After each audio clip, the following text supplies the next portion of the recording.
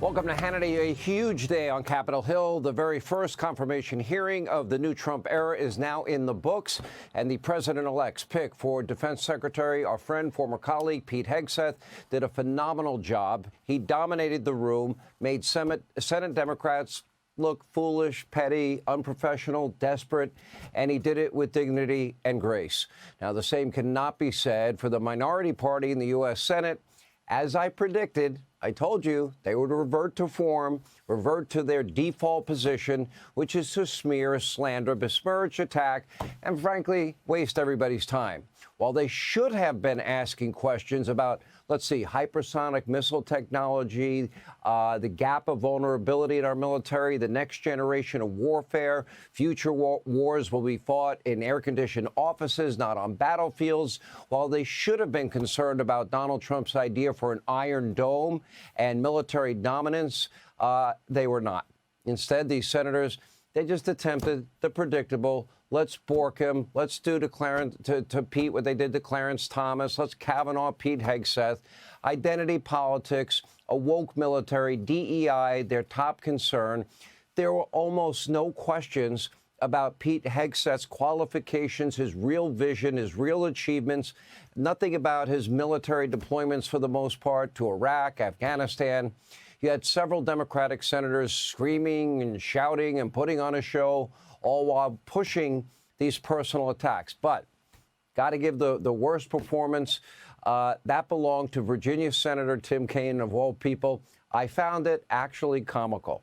His line of questioning today, well, in one way it was creepy. It was beyond unprofessional, degrading, hypocritical, but not just to Pete, his entire family. That was sad. That was the sad part of it. Now, Kaine evoked Hegseth's young daughter and wife, even brought up Hegseth's wedding vows. Kaine's behavior today was disgraceful beneath the office that he supposedly serves, but it was also so hypocritical. Let's take a look at your screen, shall we?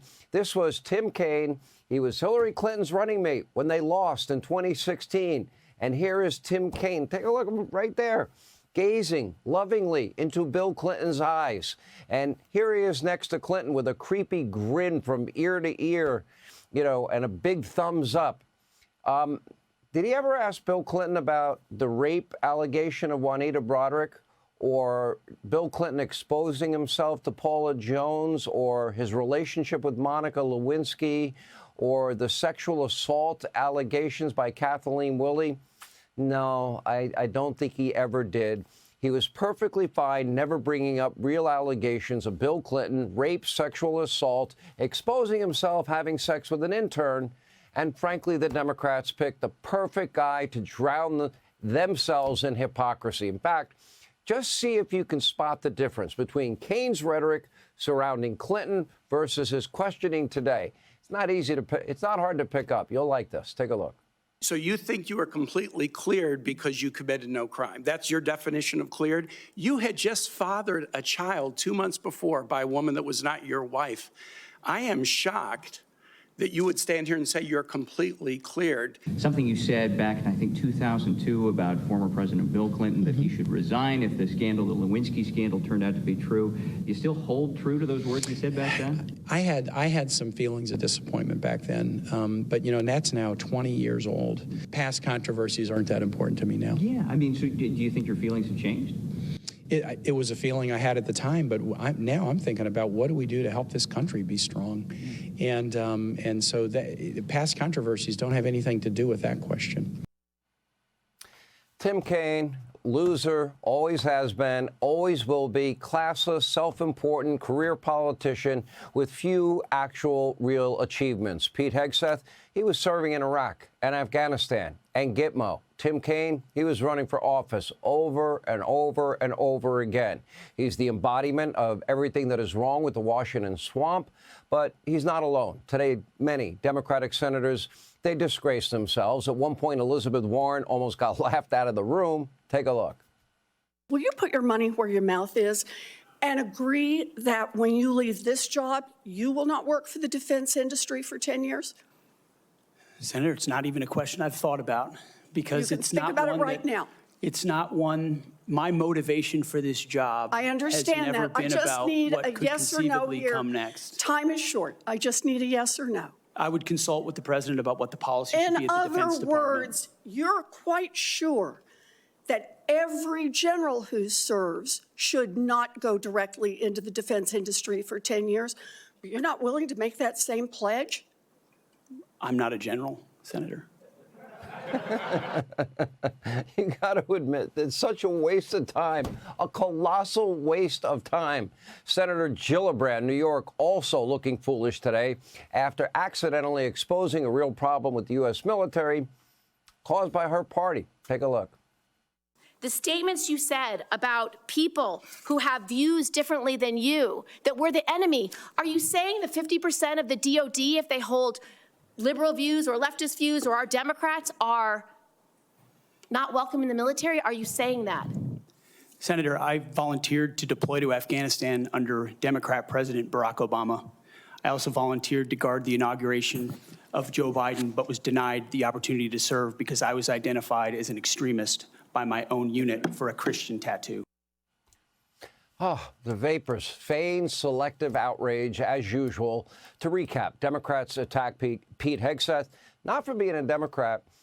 They attacked him for having a tattoo of a cross. He believes in Jesus, and he mentioned his personal Lord and Savior. Oh, the thought of it. They attacked him over his personal life, even suggested he was an alcoholic. Why? He might have had drinks at social functions like most people. No one on Capitol Hill would ever do that, right? Because today, Markwayne Mullin, oh, look at this. That looks like a little bar, a little party. Chucky's pulling out the beer. Is that Tim Kaine and Kristen Gillibrand? Anyway, Mullin exposed that incredible display of hypocrisy. Take a look. The senator from Virginia starts bringing up the fact that what if you showed up drunk to your job? How many senators have showed up drunk to vote at night? Have any of you guys asked them to step down and resign from their job? And don't tell me you haven't seen it, because I know you have. And then how many senators do you know have got a divorce before cheating on their wives? Did you ask them to step down? No.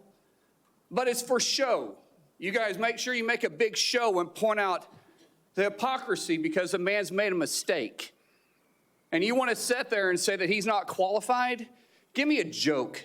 I mean, it is so ridiculous that you guys hold yourself as this higher standard and you forget you got a big plank in your eye. Check and mate. Well done. The Democratic Party, they are filled with liars, hypocrites who will say and do anything for political power. And above all else, that's all they care about. They just hate Trump. They hate his nominees no matter what. The good news tonight, they did not lay a glove on Pete Hegseth. He should and absolutely will be confirmed. He has a lot of very critical work to get done. Not that they talked about that today. On top of falling behind on military technology, our military recruitment numbers are in the dumps. Pete will help in a major way there. DEI has weakened morale, and it has hurt our military preparedness and readiness. Shipbuilding fallen behind. China eclipsing our production. What we call what Reagan inherited, Donald Trump is inheriting, a huge gap of vulnerability in our defense capabilities. Our adversaries are more emboldened than ever. Why do China and Russia have hypersonic missile technology that is maneuverable and we don't? What other systems are we behind on? We better catch up. Democrats didn't want to talk about any of that. They're not bringing a single new idea to the table.